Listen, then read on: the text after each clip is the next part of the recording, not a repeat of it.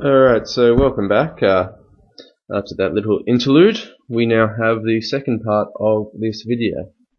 Now, it makes sense just to recap what we were looking at. So the poem Disabled looks at a returned soldier who has lost both his legs and part of his arm, and it looks at the effect it's had on him. It also looks at his reasons for joining. It also presents the idea that he had to join as needless, and the fact that he doesn't have his arms now is a pointless sacrifice.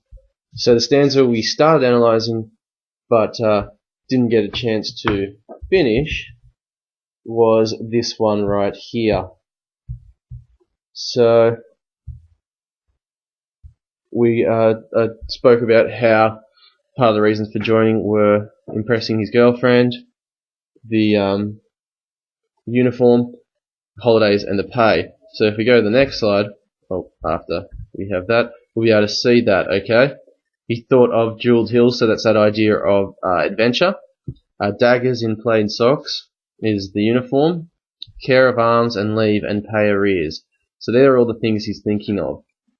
You can see this first line that the actual politics of the war are not, they're shown in the poem, but they're not shown as part of his thought process. We can see that he scarcely thought of Germany. You know, he didn't think about them and all their guilt. And Austria, he didn't think about them either. Okay, so we've got this capitalization of fear. So the poem is actually saying here that fear is not important yet, but it will become important for the man. That's why it's capitalized. And no fears of fear came yet. Okay, so he's not afraid. He doesn't have this fear inside him. He's not joining out of fear for his country being taken over. He's joining out of superficial reasons. The last line contrasts the next sort of stanza. Well, not sort of stanza, it is a stanza. And it shows the ceremony associated with being shipped out. So some cheered him home, but not as crowds cheer goal. Only a solemn man who brought him fruits thanked him, then inquired about his soul. So in these three lines, Owen has really packed a lot into and packed a real emotional sort of punch. The first line shows that he gets a small reception when he gets home from the war. He's fighting for his country, the whole country's at war, and he doesn't get a small reception. More people care about the football game and someone scoring a goal, and this is quite ironic. We also have the capitalization of the word goal to show its importance to the general public. One man thanks him. He offers gifts, usually brought to the sick. This contrasts the previous idea of what a homecoming could be. Now, I've also got this rhyming of goal and soul, so they're quite contrasting, adds to the oral nature of the poem again. But this man, you think about it, the man gives him gifts and then asks him, how are you? Or, how are you? And the way he asks it, it just has a real sort of emotional this part of the poem for me. I don't know if you guys share that view, but I'm just putting it out there. Alright, moving on. Now he will spend a few sick years in institutions, and do what things the rules consider wise, and take whatever pity they may dole. Tonight he noticed how the women's eyes passed from him to the strong men that were whole. So this line, and take whatever pity they may dole, shows that the pity that he's offered is actually insincere. Okay, it's not genuine pity, it's not genuine empathy or sympathy for him, it's just whatever people decide to give him. We've also got the use of adjectives to contrast the disabled man, the returned soldier, to other men. So the returned soldier believed war propaganda. He believed that he would come home a hero. Okay, he believed the old-time war posters that had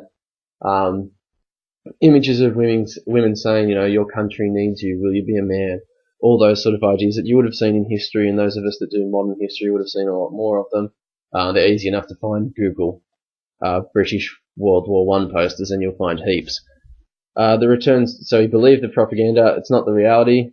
Women are interested in men that have all their limbs, and this is shown through the use of adjectives.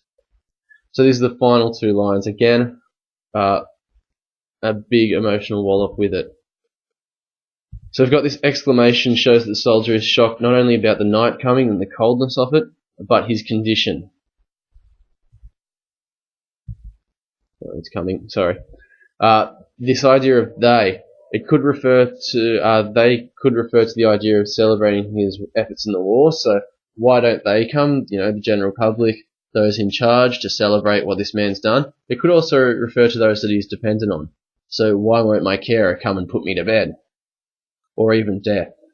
Bed being this, death and bed being associated with each other through other literary things.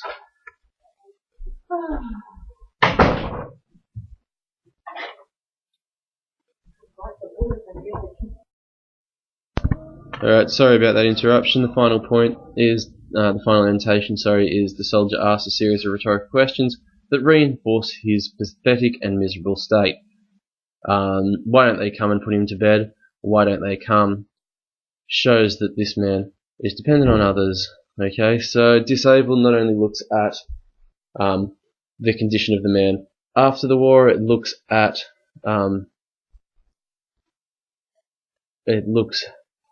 his reasons for enlisting. It briefly touches on the horrors of war, not as much as previous poems that we've looked at, but also includes that idea of the reality of war, that you're not always going to get that hero's welcome, that this is the reality for some men. Alright, sorry about that interruption, and thank you for listening. See you in class.